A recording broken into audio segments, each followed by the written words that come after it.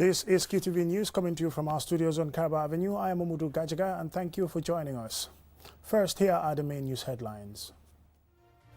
President Barrow conferred one of the country's highest honors on Dr. Akinwumi Adesina, the visiting president of the African Development Bank. At a press conference on Monday organized in commemoration of International Week of the Deaf, the Gambia Association of the Deaf and Hard of Hearing called for more government support and opportunities. The Ministry of Trade and Partners Tuesday held a day-long networking event on public procurement for security agencies and women-led businesses. As schools resume in the Gambia, we look at efforts by a youth-led organization and partners in their drive to ease the movement of and provide a conducive environment for school children at Old Yundum. In international news, yesterday, the first Monday of October, was World Habitat Day commemorated to reflect on the state of world's habitats and on the basic right of all to adequate shelter. Those were the news headlines, and now the news in detail.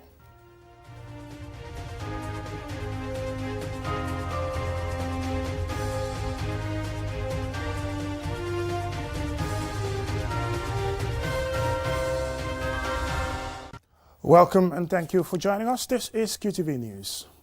President Barrow conferred one of the country's highest honors to the insignia of the Grand Command of the Order of the Republic of the Gambia honorary on Dr. Akinwumi Adesina, the visiting president of the African Development Bank, in a show of appreciation of the bank's support to the Gambia. Alusise reports. President Barrow conferred the award on Dr. Akinwumi Adesina, the president of the African Development Bank, during a lunch organized in his honor in Mansakonko on Monday. The award is a show of appreciation to the bank for its consistent commitment to the Gambia's developments. Dr. Adesina arrived in the Gambia on Sunday night for his first visit to the country as the head of the Continental Bank. The ADB boss expressed appreciation to the president and the people of the Gambia for the award, while commending President Barrow for what he called his outstanding leadership. Mr. President, I'm delighted with our work together as a country, because the honor that you've given me today is not just personal for me, but also it reflects the partnership, long-term partnership that we have had with your beautiful country. And we as a bank are committed to providing for you $24 million towards private work to be able to upgrade that port of the Gambia. Mr. President, one of the 5 strategies of the bank is Feed Africa, and that's what you're graciously doing for us this afternoon, is to feed us. And we as a bank have put in $32 million into the Gambia to support your work on poultry and rice value chains.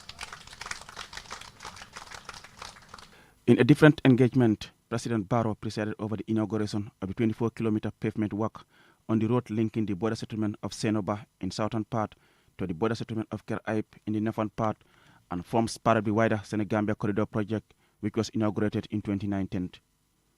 Speaking in Misira village, President Barrow said the upgraded road will add value to the bridge and enhance the movement of people and regional trade.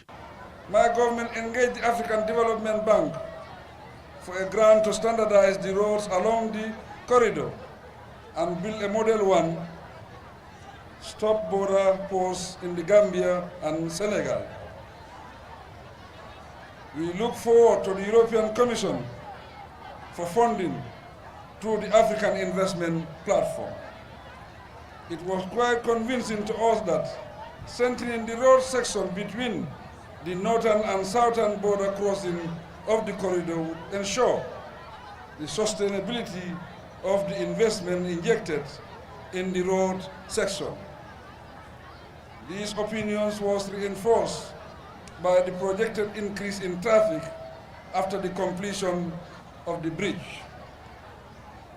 Ladies and gentlemen, Trans-Gambia Corridor project, which included the construction of the Senegambia Bridge, has eradicated the ferry crossing delays and troubles previously encountered between Yelitinda and Bambatenda. The road project, which was contracted to RSK, the same company which constructed the bridge, is jointly funded by the European Union, African Development Bank, and the Gambia government. Several speakers welcomed the project as they pleaded for more life-changing projects in the area. Reporting for QTV News, I am Aliou Cissé. At a press conference on Monday, organized in commemoration of the International Week of the Deaf and International Day of Sign Language, the Gambia Association of the Deaf and Hard of Hearing called for more government support and opportunities for the deaf and hard of hearing. Ansumane Sonyasi tells us more. The International Week of the Deaf and the International Day of Sign Language are observed annually from the 19th to the 25th of September. The day is used to raise awareness, highlight achievements and challenges of persons with hearing difficulties. This media engagement is part of a series of activities by the Gambia Association of the Deaf and Hard of Hearing, GADHO, this week commemorating the events. Dudu Loom, Executive Director of GADHO, paid tribute to their members for their resilience and determination to thrive even in the face of challenges, and went on to call on government to provide more support to the hard of hearing community through the provision of sign language interpretation, especially in schools and the media. Mr. Loom says his organization appreciates the efforts of international stakeholders for partnering with media institutions such as QTV and GRTS to include sign language interpretation in their various news programs, and implored them to revive those partnerships so their members can benefit from such programs that helps raise their awareness of daily events in the country and beyond. So here, I want to stress emphasis upon education. We all know education is very important to individuals and to communities. Right? I understand that education, it helps people to understand the world in which they live. Education helps people to have better access to opportunities that are available in their country. Speaking through a sign language interpreter, Lamin Sise, a development officer, Abdul Karim Drame, a teacher, and Mariama Balde, head of GADO Women's Wing, also a teacher, all members of GADO highlighted some of the challenges members of the hard of hearing face and the need to provide them with more support and opportunities. So we want to appeal on to all the media houses here, to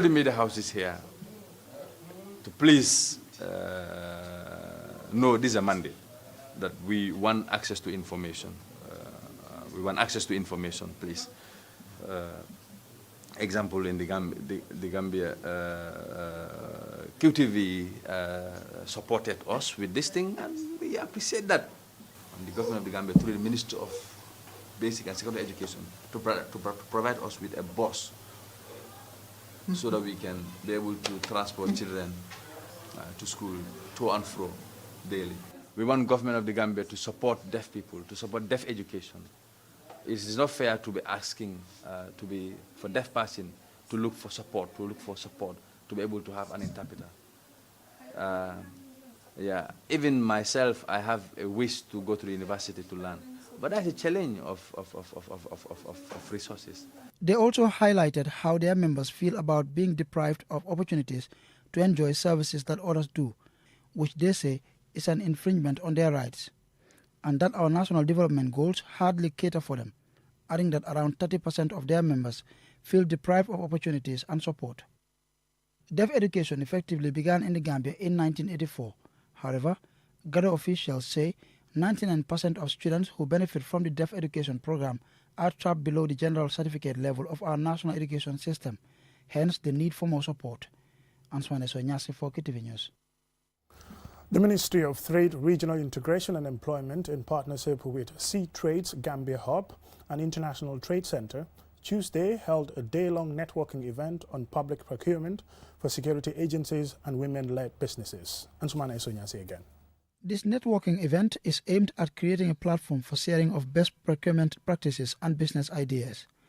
The event brought together representatives of various security outfits, women entrepreneurs and business regulators across the country. Kemo Janka, representative of the Ministry of Trade, says it is important for stakeholders in the business community to collaborate, as this helps promote inclusion and opportunities for all, adding that empowering women-led businesses is a strategic move that will boost the country's economic potential. Today, we embark on a journey of partnership and collaboration, where the unique strength of our security agencies will be harnessed in circle with the industrial strength of women-led businesses. We will forge new pathways, craft innovative solutions, and prepare fresh approaches to public procurement. Kutubo Jaju, coordinator of the Sea Trades Gambia, underscored the significant role such events play in driving innovations, shaping policies that promote financial inclusion and women empowerment, and enjoined participants to collaborate and share ideas. So this is your event. The security sector procurement officers and also women-led businesses in public procurement, this is your event. Please connect, network to ensure that women are empowered.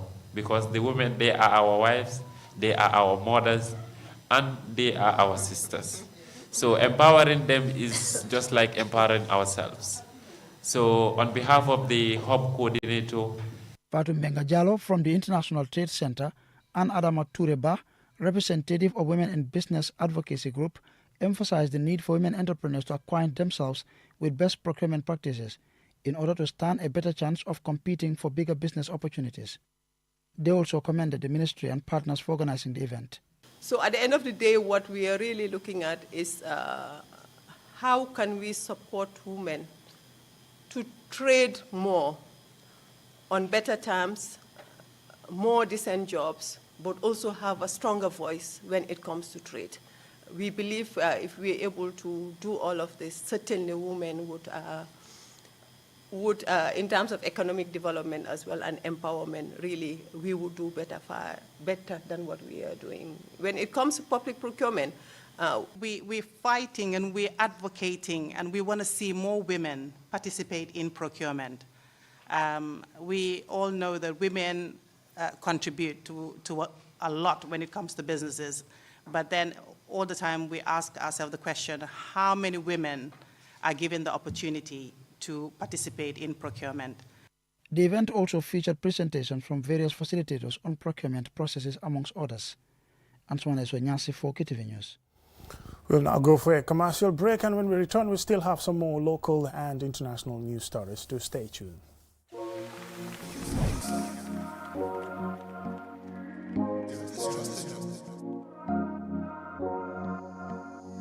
As the fastest growing GSM company in the Gambia, QCell has the widest 4G plus coverage in the country, 3 times faster internet speed than our competitors. So switch now and dial *335# and enjoy what true 4G feels like. QCell, Gambia's trusted network.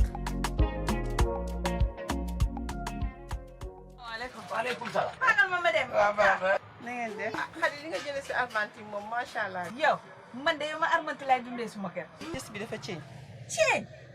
Masuta ceeñ. Waaw du gis ngeen daw si ba mu amee sikki sàkkane armanti mii dañoo wecci ay cafkaam ba ñu ko ubbilee siwo bi ba xet gi dugg ko cam billaahi la mu yëg bari na armanti ñaar fukki at ak nangam ba mu ne cëpp ci réew mi ba tey mësula wecci doxalin mësula wecci cafka bu leen ci am benn ñaari xel man mii di jaay lépp luy produit gi armanti rek am naa ko am na 500 millilitres 1000 millilitres ak 5 kilos ba noppi nag am 750 ml bi nga xam ne mi ngi toj réew mi gis nga armanti Eva Protect Milk bi mooy mos dolli te armanti spaghetti bii ngay gis moo dàq ci spaghetti yi gis nga armanti bottom margarine bi noonu la gënee ci yow mi nga xamante ne yaa ngi jaay tàngane ci Johnson bi kombi fi armanti la dugal sa waa ñoddi sa kombi bi gis ngeen lii sardañ la da nga gis góobi jën bi dafa neex gis nga meew ko ndig mil bi armantee ko fi indi moom mi dafa sakkan xoolal xale bi nu muy naanee banana milk bi gis ngeen flamingo oil bi dem leen ci bépp boutique bépp supermarket ci bépp marché armantee ki prodogam kenn mënu koo ceeñ armanti boppam ndax moo di good quality food.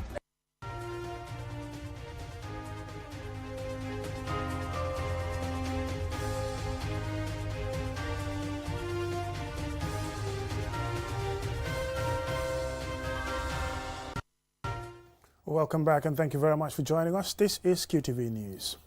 As schools resume in the Gambia, Humanitarian Action the Gambia, a youth-led organization in collaboration with the community, Gambia Armed Forces and the Scouts, embark on a road cleaning exercise along Old Yundum to ease the movement of and provide a conducive environment for school children. More in this report by Jenna Bosonko.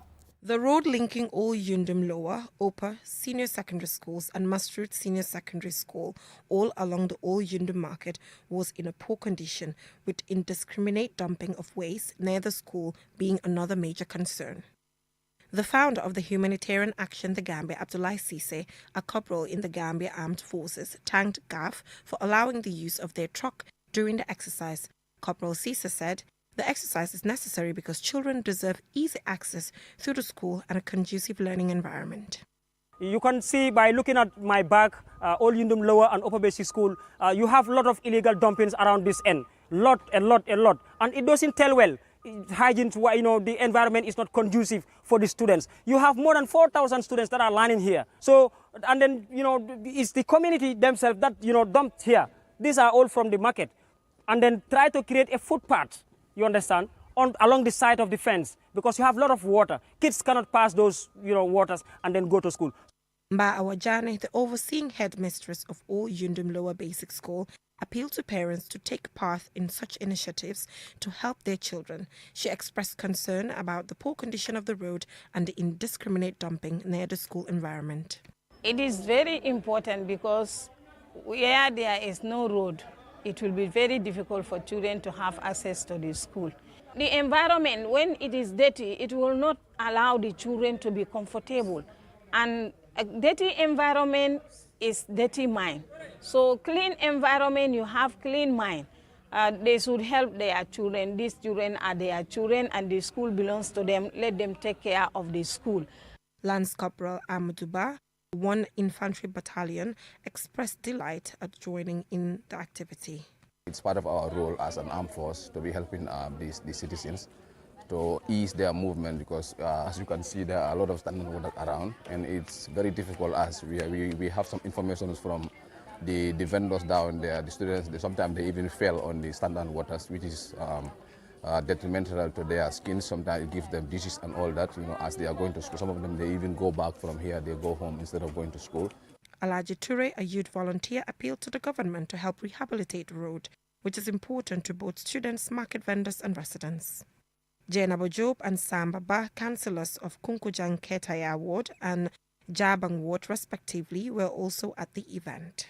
This area is not under my ward, but I can say only my people used to attend this school. People from Kunkujang, Sinchu Alaji, Sinchu Balia, they are the one attending this school. So I have to come here and assist my people.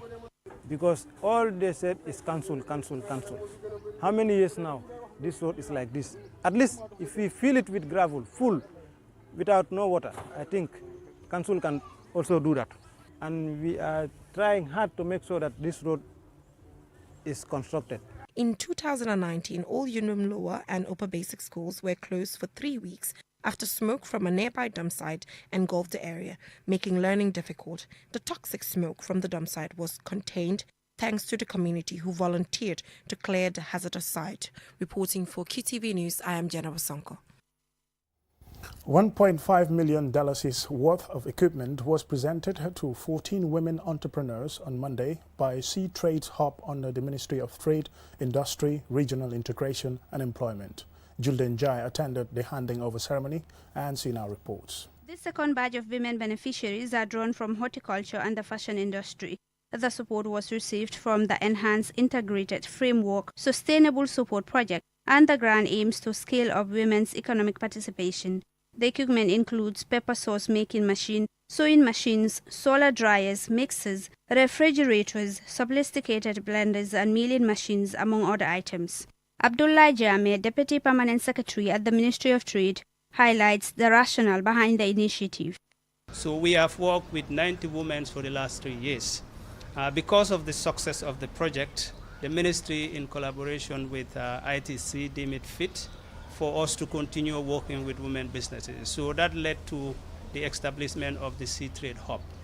Now, under the hub, the ministry, in collaboration with ITC, will continue to work with women entrepreneurs. Currently, we have about 135 women enterprises that we are working with under the Sea Trade Hub. Basically in the areas of horticulture and also fashion. We look forward to working with more women entrepreneurs. Lamin Damfa, Permanent Secretary at the Ministry of Trade, calls on the beneficiaries to make the best use of the equipment because hundreds have applied, but they are the lucky ones. At every point in time, remember that you are not the only Gambians, who wanted this support. You should always remember that there are many more Gambians who want this support, but we are giving it to you because we believe that you have the potential to grow. And that is the reason why we are giving the support, and we trust that you are going to make use of this support. Please, we want to see a positive result in a year or so time to ensure that, so that we can look back and say, a year ago we supported 14 women businesses.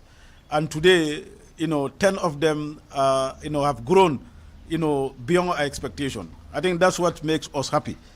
They have gone beyond our expectation. They are now engaging other Gambians that they are providing them with livelihood. Hadi Diba and Maimuna Sanyang, both beneficiaries, expressed gratitude to the She Trades Hub for the dedication, support and encouragement. We are truly grateful for the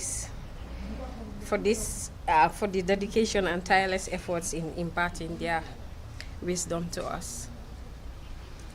Your presence and support have meant the world to us, and encouragement have motivated us to push boundaries and pursue our dreams with even more determination. We highly consider ourselves lucky to be given the opportunity to be part of the She Trades Hub, the Gambia. So on that note, I thank you all. According to the recent Human Capital Index report of the World Bank, 55.9% of the women in the Gambia are out of the labor force, and even when they are employed, they are less likely to earn a wage employment. Initiatives such as this will go a long way towards changing that narrative. For QTV News, I am Julden Yai. Now on to international news.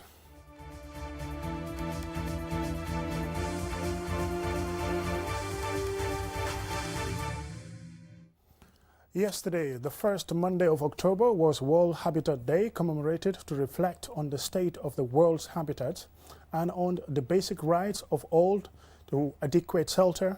And Jennifer Sonko has the details.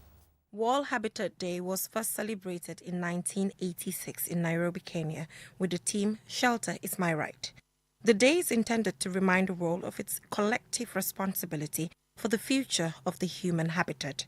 This year's theme is Resilient Urban Economies, Cities as Drivers of Growth and Recovery. Takes a look at how cities can position their economies to benefit residents. Another key aspect of the 2023 theme is the exchange of experiences among different cities. By sharing insights and successful practices, cities can learn from one another in positioning themselves to tackle challenges such as inflation pressures and tightening global financial conditions. Collaboration and knowledge sharing are essential components of building resilient urban economies. In the Gambia, the Kanifing and Banjul municipal councils have taken initiatives to collaborate by training their councils with other cities to exchange experiences. The Banjul-Ostend City relationship started nearly 15 years ago, while the KMC and Madison City, Wisconsin twinning for the last 7 years generated lots of benefits for both cities.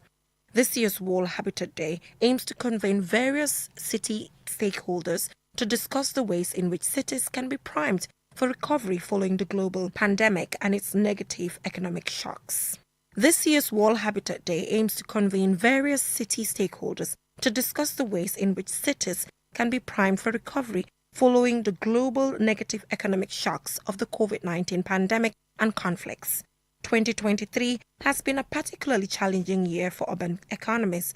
Global growth is declining to about 2.5%, and apart from the initial COVID-19 crisis in 2020 and the global financial crisis in 2009, this is the weakest growth experience since 2001. The Gambia has benefited from the Making Cities Resilient campaign launched in 2010 to increase political engagement and raise awareness of disaster risk reduction at the local level.